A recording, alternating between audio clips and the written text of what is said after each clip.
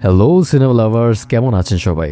আমি আরাফাত আছি আপনাদের সাথে। আর আজ আমি চলে এসেছি আপনাদের সামনে 2026 সালে মুক্তি পাওয়া কঙ্গনা রানাউত অভিনীত এবং সত্য ঘটনা অবলম্বনে তৈরি দুর্দান্ত একটি হিন্দি সিনেমা ভারত ভাগ্য বিধাতা। তো গাইস, চলুন কথা না বাড়িয়ে সরাসরি শুরু করা যাক আজকের মুভির এক্সপ্লেনেশন। গল্পের শুরু হয় 2008 সালের 24শে ডিসেম্বর। সকালের সময় ছিল। পুরো শহর নিজের দৈনন্দিন জীবনে ব্যস্ত ছিল এবং চারিদিকে চীনা কোলাহল চলছিল। আর এখানেই আমাদের গীতা নামের এক নারীকে দেখানো হয়। তার মুখে একটা অদ্ভুত গম্ভীরতা ছিল, যেন কোনো এক বড় চিন্তার বোঝা সে মনে চেপে রেখেছে। সে সরাসরি একটা পুলিশ স্টেশনে গিয়ে পৌঁছায়। পুলিশ স্টেশনের ভেতরের পরিবেশও বেশ উত্তেজনাপূর্ণ দেখাচ্ছিল, যেন সেখানে উপস্থিত প্রতিটি মানুষ কোনো এক বড় সিদ্ধান্তের অপেক্ষা করছে। গীতা ভেতরে গিয়ে একজন পুলিশ অফিসারের সাথে দেখা করে। অফিসার তাকে দেখা মাত্রই বসার ইশারা করে। কিছু মুহূর্ত দুজনের মধ্যে এক গভীর নীরবতা বজায় থাকে। তারপর অফিসার ধীরে ধীরে সেই ঘটনার উল্লেখ করতে শুরু করে যা গত কয়েকদিন ধরে পুরো শহরকে কাঁপিয়ে দিয়েছিল। অফিসার গীতাকে বলে যে এখন চূড়ান্ত সময় এসে গেছে। আইনের কাঠগড়ায় অপরাধীদের দাঁড় করানোর জন্য তাকে সামনে এগিয়ে আসতে হবে এবং সে রাতে দেখা ঘাতকদের শনাক্ত করতে হবে। কারণ যদি এমনটা না হয় তবে সেই অপরাধীরা নিজেদের শাস্তি থেকে বেঁচে যেতে পারে। এটি শুনতেই গীতার মুখে চিন্তার রেখা স্পষ্ট দেখা যেতে থাকে। সে জানতো যে পুলিশ যা বলছে তা সম্পূর্ণ সঠিক, কিন্তু সে এটাও খুব ভালো করে জানতো যে এই রাস্তায় চলা মোটেও সহজ নয়। এখানে পদে পদে বিপদ। কিছুক্ষণ পর গল্প পুলিশ স্টেশন থেকে বের হয়ে সরাসরি গীতার বাড়িতে পৌঁছায়। বাড়িতে তার স্বামী এবং তার পরিবারের বাকি সদস্যরা উপস্থিত ছিল। সবার মুখে চিন্তা পরিষ্কার দেখা যাচ্ছিল। তারা বারবার গীতাকে বোঝানোর চেষ্টা করছিল যে তার এই বিষয়টি থেকে দূরে থাকা উচিত। তাদের বক্তব্য ছিল যে পৃথিবী অনেক বদলে গেছে। এখন সত্যি কথা বলা মানুষদের সবসময় নিরাপত্তা মেলে না। কখনো কখনো সত্যি কথা বলার কারণে জীবনও দিতে হয়। গীতার স্বামীও তাকে বোঝানোর চেষ্টা করে যে সে নাগরিক হিসেবে যতটুকু করার অলরেডি করে ফেলেছে। এখন তার নিজের এবং নিজের পরিবারের নিরাপত্তার কথা ভাবা উচিত। বাড়ির পরিবেশ যখন ক্রমশ ভারী হয়ে উঠছিল, ঠিক তখনই গীতার ফোনে রিং বেজে ওঠে। অপর প্রান্তে সেই পুলিশ অফিসারই ছিল। তিনি আরও একবার গীতার কাছে অনুরোধ করে যেন সে পরের দিন পুলিশ স্টেশনে এসে নিজের সাক্ষ্য দেয়, কিন্তু এবার গীতা পরিষ্কার ভাষায় মানা করে দেয়। সে বলে যে তার পরিবার এই সিদ্ধান্তের বিরুদ্ধে এবং সে এখন আর এই মামলায় জড়াতে চায় না। পুলিশ অফিসার তাকে বোঝানোর অনেক চেষ্টা করে, কিন্তু গীতার সিদ্ধান্ত বদলায় না এবং সে ফোনও কেটে দেয়। আর এখান থেকে এই গল্প আমাদের কিছুদিন পেছনের অতীতে নিয়ে যায়, যখন এইসব কিছুর সূত্রপাত হয়নি। আমাদের সামনে ভেসে ওঠে মুম্বাইয়ের অন্যতম ব্যস্ত এবং বড় কামা হসপিটাল।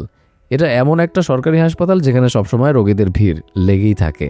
তবে এখানকার কর্মীরা এতটাই ভালো যে লোকদের কখনো কোনো সমস্যায় পড়তে হয় না। হসপিটালের ভেতরে রোগীদের আনাগোনা, ডাক্তারদের কর্মব্যস্ততা আর সেবিকাদের এক ওয়ার্ড থেকে অন্য ওয়ার্ডে ছুটে চলার চেনা ছবি দেখা যাচ্ছিল। এই সেবিকাদেরই একজনের নাম গীতা।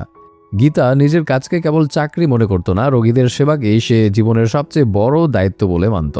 সে প্রতিটি রোগীর খেয়াল এমনভাবে রাখত যেন তারা তার নিজের পরিবারের অংশ। কাকে কোন ওষুধ দিতে হবে, কার পরীক্ষার সময় কখন, আর কার অবস্থা বেশি গুরুতর, সবকিছু তার নখ দর্পণে থাকত। হসপিটালে কাজ করা প্রায় সব মানুষই তার কঠোর পরিশ্রম এবং সততার প্রশংসা করতেন। হাসপাতালের ওয়ার্ডে কতজন রোগী আছেন এবং তাদের কী রোগ হয়েছে এই সব সম্পর্কে গীতা খুব ভালোভাবে জানত। একদিন হসপিটালে কয়েকজন সেবিকা প্রধান তত্ত্বাবধায়ক মায়ার কেবিনে পৌঁছায়। ভেতরের পরিবেশ আগে থেকেই বেশ উত্তপ্ত ছিল। মায়া ছিল অত্যন্ত কড়া স্বভাবের মানুষ। তার কাছে নিয়মের ঊর্ধ্বে কিছু ছিল না এবং নিয়ম ভঙ্গ করা তিনি মোটেও পছন্দ করতেন না।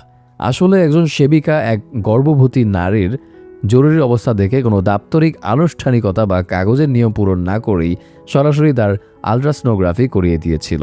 সেই সেবিকার মনে হয়েছিল নিয়ম রক্ষার চেয়ে রোগীর জীবন বাঁচানোটা বেশি জরুরি। কিন্তু মায়ার এই নীতিহীন কাজ পছন্দ হয়নি।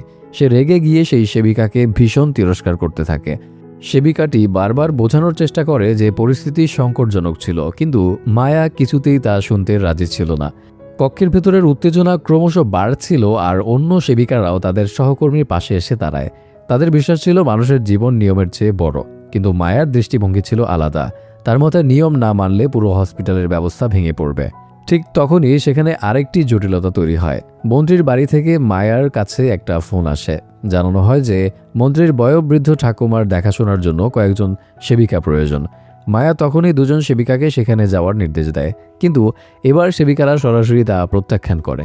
তারা স্পষ্ট জানিয়ে দেয় যে তারা হসপিটালে রোগীদের সেবা করার জন্য নিযুক্ত হয়েছে, কারো ব্যক্তিগত বাড়িতে কাজ করার জন্য নয়। এতে মায়ার রাগ আরও বেড়ে যায় এবং সে ক্ষুব্ধ হয়ে তাদের কেবিন থেকে বের করে দেয়। গীতা দূর থেকে এই পুরো ঘটনা দেখছিল, কিন্তু সে কোনো তর্কে জড়ায়নি, কারণ তার সম্পূর্ণ মনোযোগ ছিল রোগীদের উপরে। সে এক ওয়ার্ড থেকে অন্য ওয়ার্ডে গিয়ে রোগীদের পরিস্থিতি তদারকি করছিল। কামা হসপিটালে কেবল গীতাই একা ছিল না, তার মতো আরও 16 জন সেবিকা সেখানে দিন রাত কাজ করত। তারা প্রত্যেকেই রোগীদের খুব ভালোবাসত এবং দায়িত্বে কখনো অবহেলা করত না। একজন ব্যক্তি সেবিকা গীতার উপর প্রচণ্ড চিৎকার চেঁচামেচি করছিল, কারণ গীতা কর্তব্যরত ডাক্তারের অনুমতি ছাড়াই তার গর্ভবতী স্ত্রীকে একটা ওষুধ দিচ্ছিল। আসলে সেই নারী তীব্র ব্যথায় ভুগছিল। লোকটি গীতাকে উদ্দেশ্য করে বলে, তুমি তো কোনো ডক্টর নও, একজন সাধারণ সেবিকা মাত্র। ডাক্তারের পরামর্শ ছাড়া তোমার কোনো ঔষধ দেওয়ার অধিকার নেই। গীতা তার এই অপমানে দমে যায় না বা খারাপ ব্যবহার করে না। সে তৎক্ষণাৎ সেখানে একজন শিক্ষানবিশ ডাক্তারকে ডেকে আনে। সেই নতুন ডাক্তারেরও তখনও খুব বেশি অভিজ্ঞতা ছিল না, তাই সে সরাসরি সিনিয়র ডক্টর ভরদাসকে ফোন করে রোগীর অবস্থা জানায় এবং জিজ্ঞেস করে যে এই অবস্থায় কী ওষুধ দেওয়া উচিত। গীতা আগেই সেই তরুণ ডাক্তারকে রিপোর্টের সব বিবরণ দিয়ে রেখেছিল।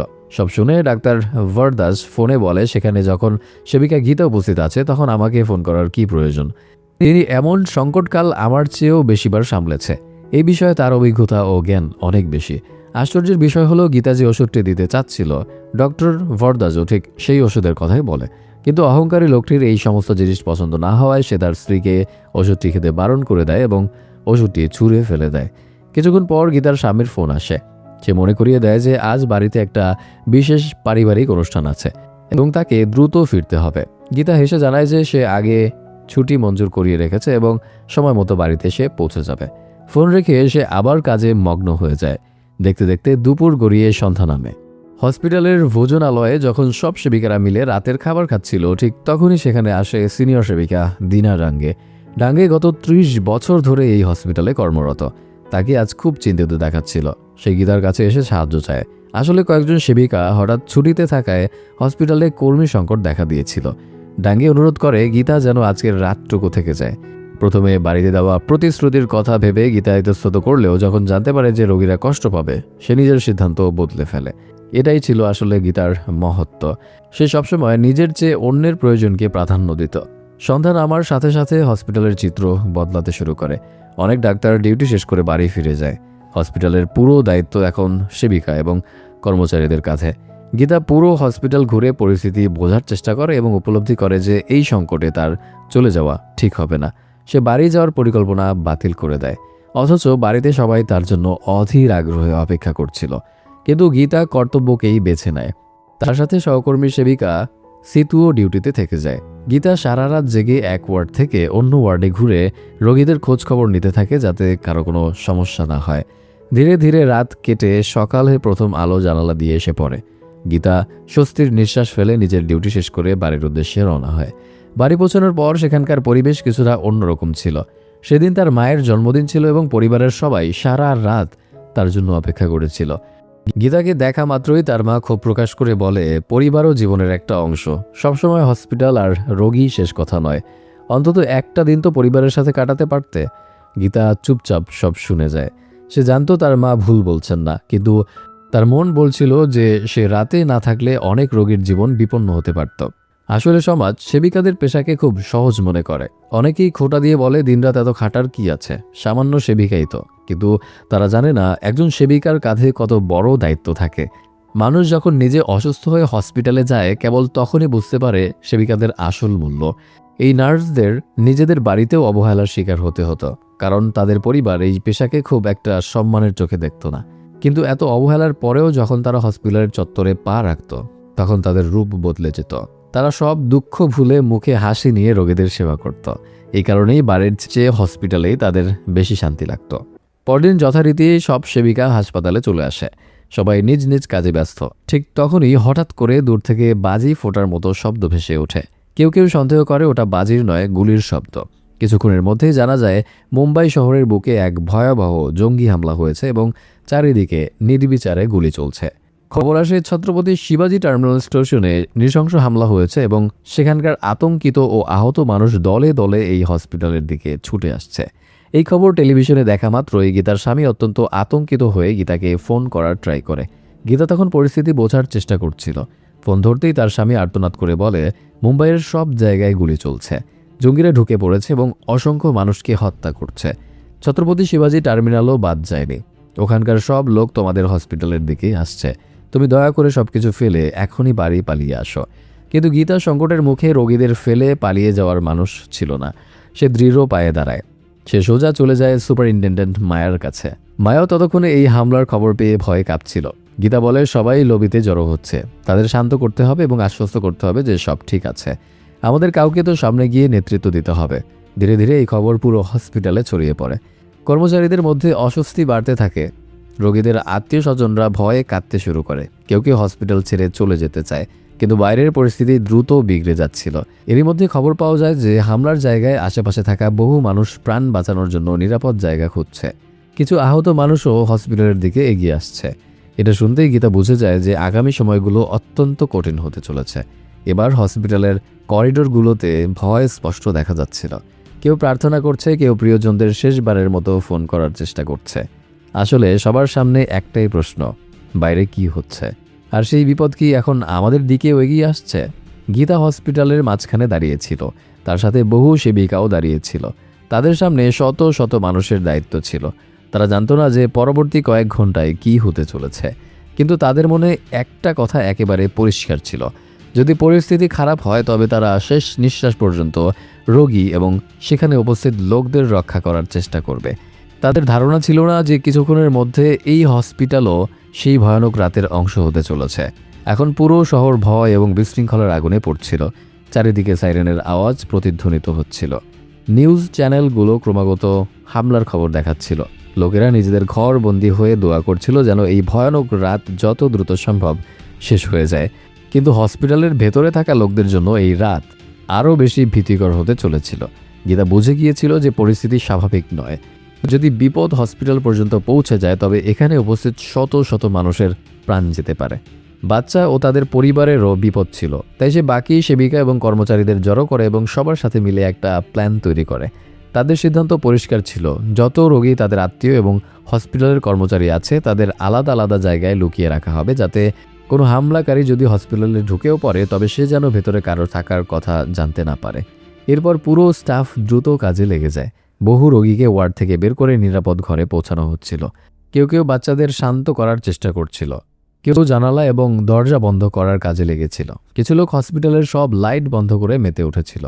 ধীরে ধীরে হসপিটালের বাইরে থেকে একদম শুনশান দেখাচ্ছিল এবং তখনই হঠাৎ করে কিছু গুলির আওয়াজ শোনা যেতে থাকে আর দুজন জঙ্গি হসপিটালের ভেতরে ঢুকে পড়ে। শুরুটা তারা হসপিটালের প্রধান ফটক থেকে করেছিল। অস্ত্রধারী হামলাকারীদের দেখার পর নিরাপত্তা রক্ষীরা তখনই সতর্ক হয়ে যায়। ভেতরে থাকা লোকদের হৃদস্পন্দন বেড়ে যায়। প্রত্যেকেই নিশ্চুপ ছিল। মনে হচ্ছিল যেন পুরো হসপিটাল নিঃশ্বাস বন্ধ করে দাঁড়িয়ে আছে। রক্ষী এখানে দরজা বন্ধ করার পুরো চেষ্টা করছিল, কিন্তু তখনই গুলির বৃষ্টি শুরু হয়ে যায় এবং হাসপাতালের বাহাদুর রক্ষী সেখানেই ঢলে পড়ে। এইসব দেখে ভেতরে থাকা লোকেরা কেঁপে ওঠে। এবার হসপিটালের ভেতরে প্রত্যেকে পুরোপুরি চুপ থাকার চেষ্টা করছিল। একটা ছোট শব্দ তাদের উপস্থিতির রহস্য ফাঁস করে দিতে পারত। তাই গীতা চেয়েও ফোন ধর। হসপিটালের বহু অংশে লোকেরা লুকিয়েছিল। কেউ বাথরুমে ছিল, কেউ মালখানায় ছিল, কেউ অস্ত্রোপচার কক্ষে ছিল। কিছু লোক লিফটের ভেতরেও লুকিয়েছিল। সবার চোখে কেবল একটাই প্রশ্ন, তারা কি এই রাত পেরিয়ে বেঁচে থাকতে পারবে?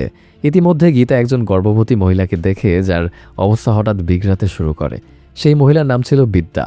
তার তীব্র প্রসব বেদনা শুরু হয়ে গিয়েছিল, রক্ত ঝরছিল। যদি এখনই চিকিৎসা করা না হয় তবে মা ও সন্তান দুজনেরই জীবনের ঝুঁকি হতে পারে। কিন্তু হসপিটালের করিডোরে মৃত্যু ঘুরে বেড়াচ্ছিল। এমন অবস্থায় কোনো রোগীকে এক জায়গা থেকে অন্য জায়গায় নিয়ে যাওয়া সহজ ছিল না, এবং তবুও গীতা হার মানে না। সে কিছু সেবিকার সাহায্যে সেই মহিলাকে নিরাপদ জায়গায় পৌঁছানোর সিদ্ধান্ত নেয়। পদে পদে বিপদ ছিল, প্রতিটি মোড়ে ভয় ছিল, কিন্তু গীতা জানতো যে যদি সে চেষ্টা না করে তবে একটা নিষ্পাপ জীবন পৃথিবীতে আসার আগেই শেষ হয়ে যাবে। আর এভাবেই সেই ভয়ানক রাতের মাঝে একদিকে মৃত্যু হসপিটালের ভেতরে রাস্তা খুঁজছিল এবং অন্যদিকে গীতা ও তার সহকর্মী সেবিকারা জীবন বাঁচানোর জন্য সংগ্রাম করছিল। এই লড়াই শুধু সন্ত্রাস আর ভয়ের ছিল না, এই লড়াই মানবতা এবং পশুত্বের মধ্যে রূপ নিয়েছিল। হসপিটালের ভেতরে প্রতিটি মুহূর্ত ভীতিকর স্বপ্নের মতো লাগছিল। বাইরে থেকে আসা গুলির আওয়াজ এবং ভেতরে ছড়িয়ে থাকা নীরবতা দুটি মিলে এমন পরিবেশ তৈরি হয়েছিল যে প্রত্যেকের হৃদস্পন্দন দ্রুত হয়ে গিয়েছিল। কেউ ঈশ্বরকে ডাকছিল, কেউ নিজের পরিবারের কথা ভাবছিল, আর কেউ কেবল এই আশায় বসেছিল যে কোনোভাবে যেন এই রাতটা কেটে যায়। কিন্তু বিপদ এখনও কাটেনি। ওইদিকে গীতা এবং তার সহকর্মী সেবিকা সেই গর্ভবতী মহিলাকে নিরাপদ জায়গায় পৌঁছানোর চেষ্টা করছিল। মহিলার কষ্ট ক্রমাগত বাড়ছিল। তার অবস্থা দেখে পরিষ্কার বোঝা যাচ্ছিল যে বাচ্চার জন্ম যে কোনো মুহূর্তে হতে পারে। গীতা জানত যে যদি চিকিৎসায় সামান্যতম দেরি হয় তবে মা এবং সন্তান দুজনেরই প্রাণ সংশয় হতে পারে। তাই সে নিজের ভয়কে একপাশে সরিয়ে রেখে এগিয়ে যেতে থাকে। এই সময়ই হসপিটালের অন্য অংশে লুকিয়ে থাকা কিছু মানুষের থেকে হঠাৎ হালকা শব্দ হয়ে যায়। এই শব্দই হামলাকারীদের কান পর্যন্ত পৌঁছে যায়। তারা নিশ্চিত হয়ে গিয়েছিল যে হাসপাতাল আসলে খালি নেই। তারা ধীরে ধীরে প্রতিটি তলায় তল্লাশি চালাতে শুরু করে। তাদের হাতে অস্ত্র ছিল এবং মুখে কোনো ধরনের দয়া ছিল না। যেই সামনে আসতো তার জীবন বিপদে পড়ে যেত। হসপিটালের ভেতরে লুকিয়ে থাকা লোকেরা এখন আগের চেয়ে বেশি ভীত হয়ে পড়েছিল। বহু লোক নিজেদের বাচ্চাদের মুখ চেপে ধরে তাদের কাঁদা থেকে আটকাচ্ছিল। কিছু লোক চোখ বন্ধ করে প্রার্থনা করছিল। প্রত্যেকের মনে হচ্ছিল যে হয়তো পরবর্তী নম্বরটি তাদেরই। দুই জঙ্গি পুরো হসপিটালে গুলি চালানো শুরু করে দেয়। সামান্যতম আভাস পেলেই তারা সেখানে গুলি করা শুরু করে দিত। তারা যাকে পাচ্ছিল তাকেই প্রাণে মেরে ফেলছিল। এরই মধ্যে এখানে গীতার কাছে তার স্বামীর কল আসে। গীতা ফোন ধরে তাকে পরিষ্কার বুঝিয়ে দেয় যে এখানে ওরা চলে এসেছে, এখন আর ফোন করো না। এদিকে সেই দুই জঙ্গি ধীরে ধীরে ওপরের তলায় যেতে শুরু করেছিল, কারণ তাদের কেউ দেখতে পাচ্ছিল না। তাই তারা ওপরের তলার দিকে যাচ্ছিল এবং এখানে গীতা গর্ভবতী মহিলা বিদ্যাকে অস্ত্রোপচার কক্ষ পর্যন্ত নিয়ে যাচ্ছিল। তাই গীতা বিদ্যাকে সিঁড়ি দিয়ে ওপরে নিয়ে যায়, যা তাদের জন্য খুবই বিপজ্জনক কাজ হতে পারত, কারণ সেই দুই জঙ্গি তাদের থেকে মাত্র কিছু দূরত্বে উপস্থিত ছিল। কিন্তু যেমন করেই হোক গীতা এই পরিস্থিতি অত্যন্ত সাহসের সাথে সামাল দেয়। কিছুক্ষণ পরেই সেখানে পুলিশও চলে আসে। পুলিশ তাদের উপর পাল্টা গুলি চালানো শুরু করে, কিন্তু সেই জঙ্গিদের কাছে গ্রেনেডও ছিল। এই কারণে তারা গ্রেনেড ব্যবহার করে এবং সেই পুলিশ কর্মীদের জখম করে দেয়।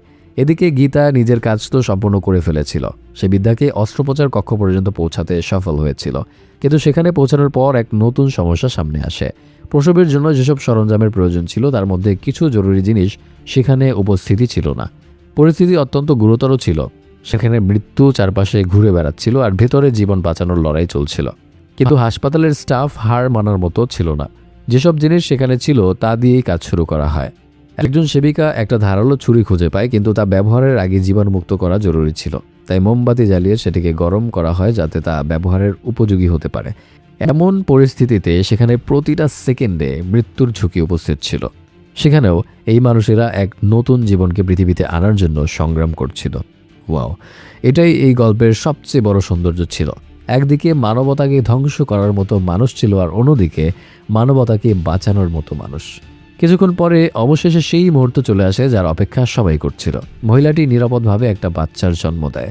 যখনই বাচ্চার কান্নার আওয়াজ ঘরে প্রতিধ্বনিত হয়, সেখানে উপস্থিত সব মানুষের চোখ ভিজে ওঠে। এত ধ্বংসলীলা আর ভয়ের মাঝে এক নতুন জীবনের জন্ম আশার আলো হয়ে সামনে এসেছিল। কিন্তু এই খুশি বেশি সময় স্থায়ী হতে পারে না, কারণ বাচ্চার কান্নার হালকা আওয়াজ হসপিটালের অন্য অংশে পর্যন্ত পৌঁছে যায়। হামলাকারীদের এখন পুরো বিশ্বাস হয়ে যায় যে হসপিটালের ভেতরে লোক লুকিয়ে আছে এবং এখন তারা আরও বেশি আক্রমণাত্মক হয়ে ওঠে। তখনই গীতা একটা বড় সিদ্ধান্ত নেয়। সে বুঝতে পেরেছিল যে যদি হামলাকারীরা উপরের তলা পর্যন্ত পৌঁছে গিয়ে থাকে তবে সেখান থেকে নিচে আসার পর তারা বহু মানুষকে মেরে ফেলতে পারে। তাই সে হাসপাতালে থাকা কাঠের ফার্নিচারের ভারী জিনিসপত্র সরিয়ে সিঁড়ির রাস্তায় লাগানোর চেষ্টা করে। ধীরে ধীরে পুরো রাস্তা বন্ধ হয়ে যায়। যে কোনো মূল্যে হামলাকারীদেরকে নিচে আসতে দেয়া যাবে না। এই কাজ অত্যন্ত ঝুঁকিপূর্ণ ছিল, কিন্তু গীতার নিজের জীবনের নয়, সেখানে উপস্থিত লোকদের চিন্তা ছিল। ওদিকে পুলিশও ক্রমাগত চাপ সৃষ্টি করছিল। হামলাকারীদের কাছে এখন বেশি রাস্তা বাকি ছিল না। অবশেষে তারা ছাদের দিকে পালায় এবং সেখান থেকে পাইপ ও অন্যান্য কাঠামোর সাহায্যে নিচে নামে এবং হসপিটাল থেকে দূরে পালিয়ে যায়। কয়েক ঘন্টা ধরে চলা এই ভয়ানক পর্ব এখন এখানে শেষ হতে চলেছিল। ধীরে ধীরে পুলিশ পুরো হসপিটালকে নিরাপদ ঘোষণা করে দেয়। লুকিয়ে থাকা মানুষ বাইরে আসতে শুরু করে। কেউ কান্না করছিল, কেউ নিজের পরিবারের লোকেদের বুকে জড়িয়ে ধরে গত রাতের ভয়ানক পরিস্থিতির কথা বলছিল, কেউ উপরওয়ালাকে ধন্যবাদ জানাচ্ছিল। প্রত্যেকে এই বিষয়ে খুশি ছিল যে তারা বেঁচে গেছে। সকালের প্রথম আলোর সাথে হাসপাতালের এক নতুনভাবে শুরু হয়। রাতের অন্ধকার শেষ হয়ে গিয়েছিল, কিন্তু সেই রাতের স্মৃতি কারো মন থেকে কখনো মুছে যাওয়ার মতো ছিল না। একটু পর সব সেবিকা এবং কর্মচারীরা নিজেদের বাড়িতে পৌঁছায়। তাদের পরিবারের লোকেরা তাদের দেখে আবেগপ্রবণ হয়ে পড়ে। ওদিকে গীতাও যখন বাড়ি পৌঁছায় তখন তার পরিবার তাকে নিরাপদ দেখে স্বস্তির নিঃশ্বাস ফেলে। কিন্তু গল্প এখানেই শেষ হয় না। পুলিশ অপরাধীদের শনাক্ত করার জন্য সাক্ষীদের ডাকতে শুরু করে, যারা সেই রাতে সব কিছু নিজের চোখে দেখেছিল। বেশিরভাগ মানুষ সেই ঝামেলা থেকে দূরে থাকতে চাইছিল। তাদের ভয় ছিল যে আদালত আর আইনি মামলায় ফেঁসে যেতে পারে। কিন্তু গীতা জানতো যে যদি সত্যি কথা বলা মানুষেরাই পিছিয়ে যায় তবে অপরাধীরা সাজা পাবে কিভাবে। তাই সে সাহস দেখায়। সে পুলিশ স্টেশনে চলে যায়। সেখানে সে নিজের বয়ান দেয় এবং সেই লোকেদেরকে শনাক্ত করে যারা সেই রাতে নিষ্পাপ লোকদের জীবন বিপদে ফেলেছিল এবং বহু মানুষকে মেরেও ফেলেছিল। অবশেষে আইন নিজের কাজ করে, দোষীরা সাজা পায়। কিন্তু সবচেয়ে আশ্চর্যের বিষয় এই ছিল যে যারা সেই রাতে সবচেয়ে বেশি সাহসিকতা দেখিয়েছিল তারা ততটা স্বীকৃতি পায় না যতটা পাওয়া উচিত ছিল। মিডিয়ায় অন্য লোকের নাম ছেয়ে গেল, কিছু মানুষকে হিরো বানিয়ে দেওয়া হলো, কিন্তু গীতার এতে কোনো কিছু যায় আসে না। কারণ তার কাছে আসল জয় ছিল এটাই যে সেই রাতে শত শত মানুষ বেঁচে গিয়েছিল, এবং তো এটাই একজনের সত্যিকারের মানুষের পরিচয়। দিনা ডাঙ্গেকে পুরস্কার দেয়া হচ্ছিল, অথচ সেই রাতে সে হাসপাতালে উপস্থিতি ছিল না। কিন্তু গীতার বিশ্বাস এই যে সে গত 30 বছর ধরে এখানে কাজ করছে, তাই সেও এই পুরস্কার অবশ্যই পাওয়ার যোগ্য। গীতা বলে সে হাততালির জন্য নয় বরং মানুষের জীবন বাঁচানোর জন্য কাজ করে। তো গাইস, এই ছিল এমন কিছু নারীদের গল্প যারা নিজেদের ভয়ের চেয়ে নিজেদের দায়িত্বকে বড় মনে করত, যারা মৃত্যুর ছায়াতেও নিজেদের আশার আলো নিভতে দেয়নি। আর তারা প্রমাণ করে দিল যে আসল হিরোরা সবসময় বন্দুক নিয়ে আসে না, কখনো কখনো তারা সাদা ইউনিফর্ম পরে এসেও মানুষের জীবন বাঁচায়। এখানেই এই আবেগপূর্ণ এবং অনুপ্রেরণাদায়ক গল্পটি শেষ হয়। গাইস, কেমন লাগলো আজকের মুভি এক্সপ্লেনেশন তা কমেন্ট করে জানাতে ভুলবেন না। আর আপনার যদি কোনো নার্স ফ্রেন্ড বা বন্ধুবান্ধব থেকে থাকে তাকে এই ভিডিওটা শেয়ার করে দেবেন। দেখা হচ্ছে পরবর্তী এক্সপ্লেনেশনে। সে পর্যন্ত ভালো থাকুন, সুস্থ থাকুন, মানুষকে সাহায্য করুন। আল্লাহ হাফেজ।